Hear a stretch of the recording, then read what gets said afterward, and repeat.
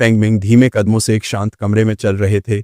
उनके सामने एक विशाल खिड़की थी जिसके पार एक अभूतपूर्व मशीन दिखाई दे रही थी। यह केवल एक चिकित्सा उपकरण नहीं था, यह आशा और जीवन की लड़ाई का सबसे बड़ा हथियार था। उन्हें पता था कि यह दुनिया की सबसे उन्नत, सबसे महंगी और सबसे जटिल चिकित्सा तकनीकों में से एक है।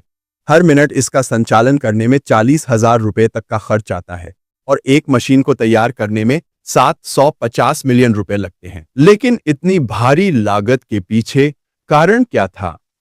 फेंग मिंग समझते थे कि कैंसर से लड़ना आसान नहीं है। इस मशीन को कीमोथेरेपी की पेट्री डिश कहा जाता है, जहां विज्ञान और उम्मीद साथ साथ चलते हैं। यह कोई सामान्य चिकित्सा उपकरण नहीं था, बल्कि हजारों वर्ग मीटर में फैला एक विशालकाय सेटअप था। उन्होंने अपनी आंखें बंद कर लीं। उन्हें वे मासूम बच्चे याद आए जो अस्पताल के बिस्तरों पर लेटे हुए बेबस आंखों से उनकी ओर देखते थे। वे परिवार जिनके अपने धीरे धीरे मौत की तरफ बढ़ रहे थे।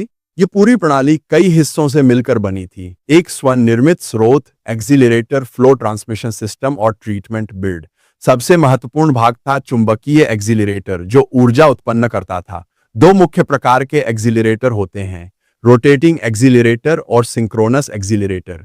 इनकी मदद से ऊर्जा को नियंत्रित किया जाता था ताकि यह सीधा ट्यूमर के केंद्र में जाकर अधिकतम प्रभाव डाले और कैंसर कोशिकाओं को नष्ट कर सके।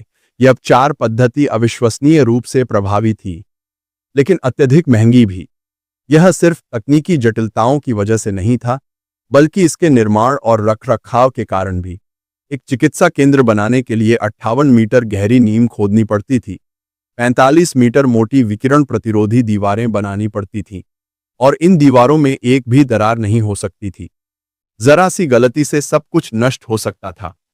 फेंग मिंग जानते थे कि दुनिया में केवल 120 ऐसे थेरेपी सेंटर हैं और उनके देश में यह संख्या 10 से अधिक नहीं थी।